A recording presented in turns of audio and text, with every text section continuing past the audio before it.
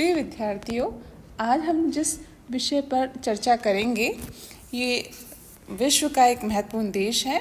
19वीं सदी में किस तरह से जापान का आधुनिकीकरण हुआ, किस तरह से एक छोटे से देश ने प्रगति करते हुए विश्व के अन्य देशों के समकक्ष खुद को स्थापित किया, इसने किस तरह से संघर्ष करके अपना वर्तमान स्वरूप प्राप्त किया, इन सभी की चर्चा आज हम इसमें करेंगे। जापान एक छोटा सा देश है जिसके बारे में ये कहा जाता है कि यहाँ के लोग कोरिया के क्यूशू द्वीप से आकर यहाँ पर बसे थे। इसके उत्तर में कमचटका द्वीप और दक्षिण में फार्मोसा द्वीप है, पूर्व में प्रशांत महासागर से घिरा हुआ है और पश्चिम में इसके कोरिया है। ये कहा जाता है कि शुरू से ही जापान के लोग संघर्षशील और मेहनती रहे हैं। यहाँ समय समय पर जो प्राकृतिक आपदाएं आती रही हैं, जैसे भूकंप, तूफान आदि, इन सब से जापान के लोग काफ़ी मेहनती और संघर्षशील रहे हैं। इस जापान के बारे में ये कहा जाता है कि क्यूशू, शिकोकू, होन्शु, होक्काइडो आदि छोटे छोटे द्वीपों का ये देश है जिसका लगभग 88% भाग पठारी है और यहाँ पर प्राचीन काल से ही शिंतो धर्म लोकप्रिय रहा। आने वाले समय में बौद्ध धर्म, ताओ धर्म का भी यहाँ पर प्रभाव देखा गया। जापानियों पर कन्फ्यूशियस और लाओत्से का विचारों का भी प्रभाव पड़ा। ये कहा जाता है कि जापान में प्रारंभ से ही राजतंत्रात्मक शासन व्यवस्था विद्यमान थी।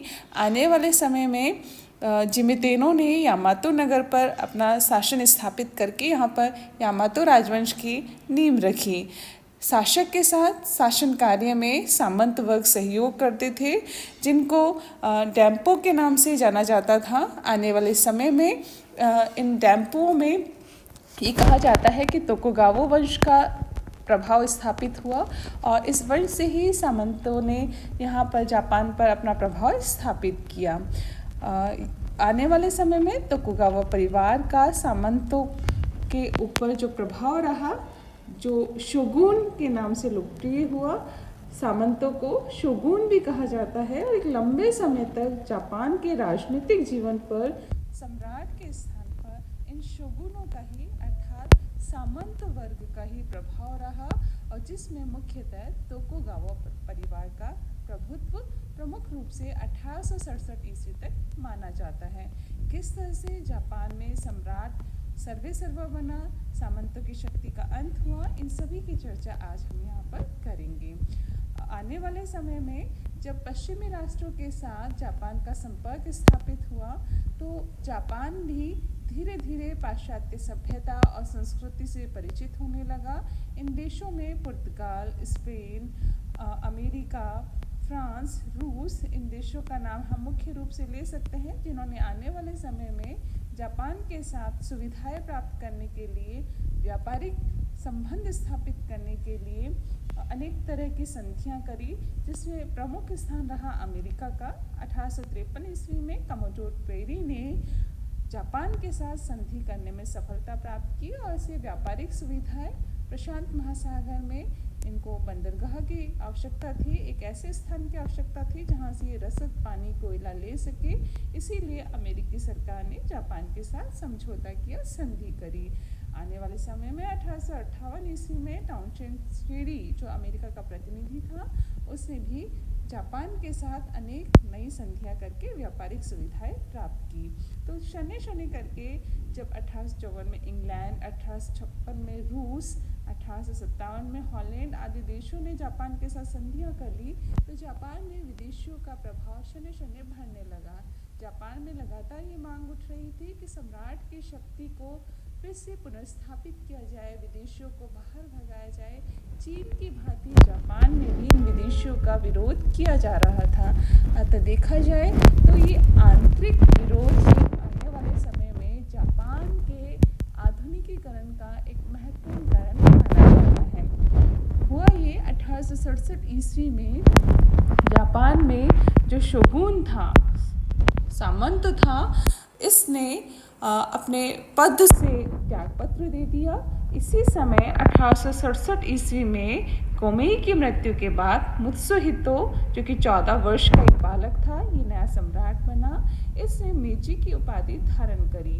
मेजी का मतलब होता है बुद्धिमत्तापूर्ण शासन। ऐसे में हम देखते हैं कि जब जापान में विदेशियों का विरोध हो रहा था, सम्राट की शक्ति का पुनरुद्धार करने की आवाज़ उठाई जा रही थी, और 1867 ईस्वी में जब केइकी शोगुन पद से त्यागपत्र देता है, तो इस घटना को, जिसको रक्तहीन क्रांति के रूप में हम देखते हैं, कि शोगुन पद से त्यागपत्र देना जापान के इतिहास में मेजी पुनर्स्थापना के नाम से जाना जाता है।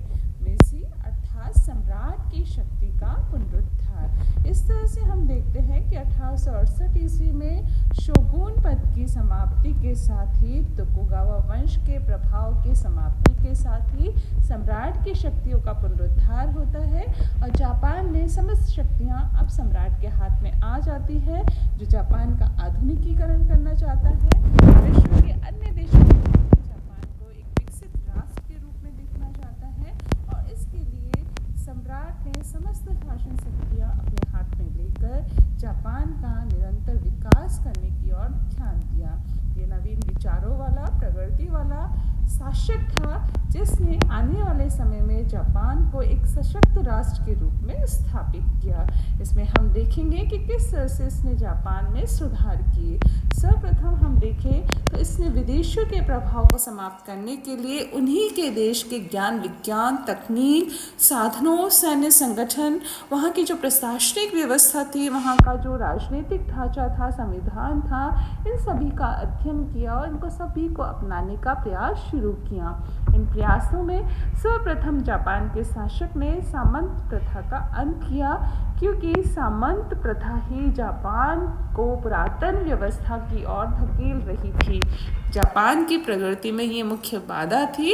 इसलिए 2 चरणों में शासक ने इस सामंत प्रथा का अंत किया। प्रथम चरण, जो कि 1868 से 69 के बीच में हमें दिखाई देता है, इसमें हम देखते हैं कि शोगुन पद की समाप्ति के पश्चात जब सामंत प्रथा का अंत किया, तो जितने भी सामंत थे, डैम्पो थे, इनकी रियासतों को केंद्र के अधीन 1869 में कर लिया गया।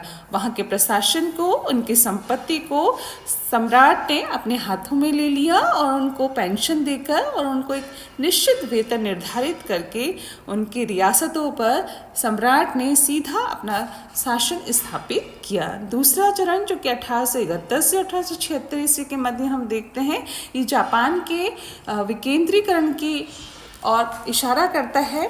जापान को एक सूत्र में पिरोया गया, जिसमें शासन सत्ता प्रशासन को अनेक इकाइयों में बांटा गया।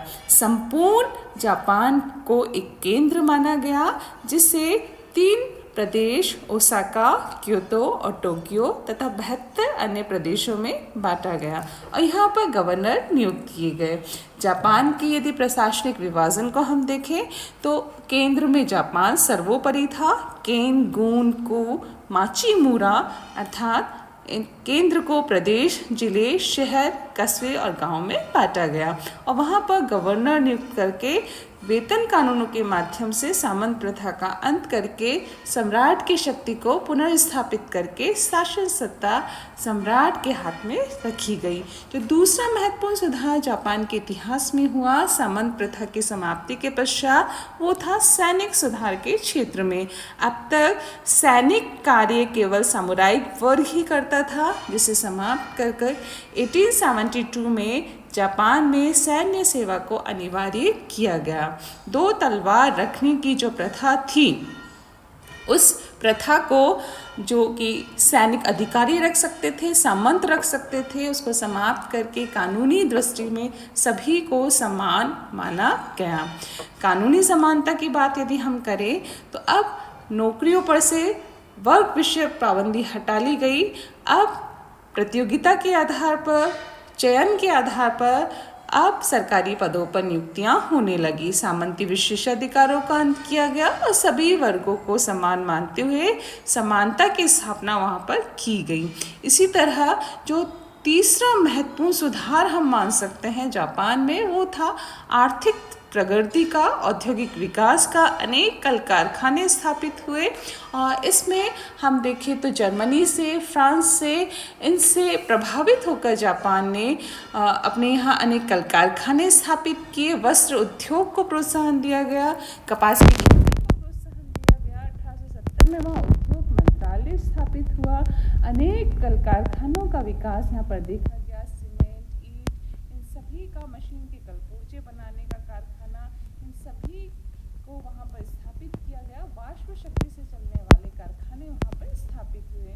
तो औद्योगिक क्रांति का प्रभाव भी जापान पर दिखाई देता है।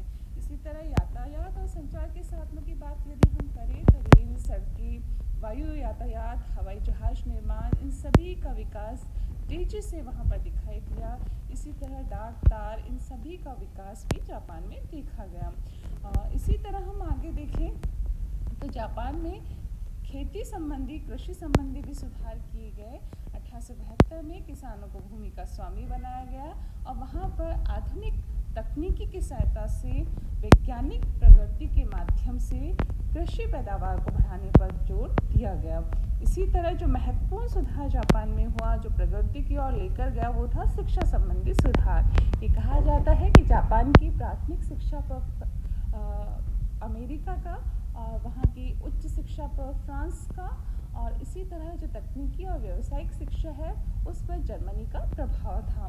वहाँ पर बांशो शिराबेशो ये एक संस्थान स्थापित किया गया जो पाश्चात्य साहित्य को जापानी भाषा में अनुवादित करता था। इसी तरह 1871 में वहाँ शिक्षा विभाग की स्थापना की गई। संपूर्ण जापान में अनेक विश्वविद्यालय, माध्यमिक, प्रदेश और प्राथमिक पाठशाला स्थापित की गई। आयुर्वेद शिक्षालय और धार्मिक शिक्षा संस्थान, इन सभी को स्थापित किया गया। इसलिए शिक्षा पर भी वहाँ पर बल दिया गया। इसी तरह अंग्रेजी भाषा को वहाँ पर मान्यता दी गई। तो पाश्चात्य ज्ञान, दर्शन, विज्ञान, भाषा, साहित्य, इन सभी को जापान ने अपनाया, जिससे उसका तेजी से विकास संभव हो पाया। इसी तरह से हम देखें तो समाचार पत्र, पत्रिकाओं का प्रकाशन भी जापान में देखा गया। जो महत्वपूर्ण परिवर्तन हम सामाजिक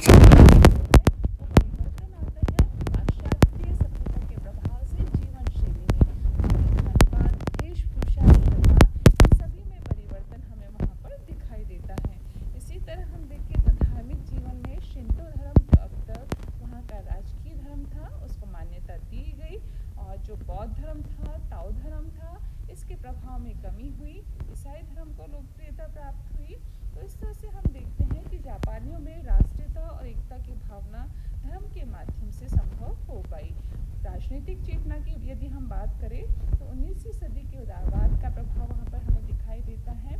चूँकि जापान के शासक ने आधुनिक प्रगति को, आधुनिकीकरण को अपनाया था, इसलिए जर्मनी की राजनीतिक व्यवस्था का, संविधान का प्रभाव उस पर दिखाई देता है हमें। वहाँ पर अनेक सुधारवादी आंदोलन चले, राजनीतिक दलों का गठन हुआ, जिसके फलस्वरूप वहाँ पर सीनेट का, केंद्रीय न्यायालय का, इन सभी की स्थापना हुई। जापानी नागरिकों को सीमित रूप में मताधिकार प्राप्त हुआ। स्थानीय स्वशासन की वहाँ पर स्थापना हुई। राजनीतिक दलों के माध्यम से वहाँ पर राजनीतिक चेतना का विकास हुआ। संविधान निर्माण की यदि हम बात करें तो ईतो हिरोबुमी ने जर्मनी के संविधान के माध्यम से वहाँ पर संविधान को स्थापित करने का प्रयास किया, जिसे मेजी संविधान भी हम कह सकते हैं। इसके माध्यम से वहाँ पर संसद का, जिसे संसद को डाइट कहा जाता था, उसकी स्थापना की। संसद के दो रूप हम वहाँ पे देखते हैं, उच्च सदन और निम्न सदन। उच्च सदन में अमीर या कुलीन वर्ग के लोग थे और निम्न सदन में जो कर चुकाते थे, इन व्यक्तियों को शामिल किया गया। इसकी दो वैधानिक परामर्शदात्री समितियां थी, जिसे हम मंत्रिपरिषद और प्रिवी काउंसिल के रूप में देख सकते हैं। संविधान की जो सबसे महत्वपूर्ण विशेषता थी वो ये थी कि सम्राट को ये अधिकार मिला हुआ था कि संसद द्वारा कोई अधिनियम या कानून बनाया जाता है तो उसको निषेधाधिकार के माध्यम से वो समाप्त कर सकता था। इसी तरह संविधान में संशोधन का अधिकार भी सम्राट के पास था। न्याय और दंड व्यवस्था की यदि हम बात करें तो जापान में दीवानी और फौजदारी कानूनों के निर्माण पर जर्मनी, फ्रांसीसी कानूनों का प्रभाव पड़ा और वहाँ पर जापानी दंड संहिता 1882 ईस्वी में स्थापित हुई। इस तरह हम देखें तो मेजी स्थापना के साथ ही जापान में वहाँ का आधुनिकीकरण शुरू हुआ, जापान की प्रगति शुरू हुई और इस आधुनिकीकरण का ये परिणाम निकला कि जापान ने तेजी से प्रगति करते हुए पाश्चात्य देशों के समकक्ष खुद को स्थापित किया। जापान के ऊपर जो संख्या थोपी जा रही थी अमेरिका, रूस, इंग्लैंड, इन देशों के द्वारा, अब जापान ने सशक्त होकर उन देशों के समान खुद को स्थापित किया, जिससे ये राष्ट्र इन संधियों में संशोधन करने के लिए विवश हुए। जापान ने अपनी संस्कृति, अपने समाज, उद्योग, इन सभी में सुधार किया और एक प्रगतिशील राष्ट्र के रूप में खुद को स्थापित किया। इन सब का परिणाम ये निकला कि जापान भी अन्य राष्ट्रों की भांति साम्राज्यवाद की दौड़ की ओर अग्रसर हुआ। विश्व शक्ति के रूप में जापान ने खुद को स्थापित किया, जिसकी चर्चा हम करेंगे आने वाले दूसरे अध्याय में।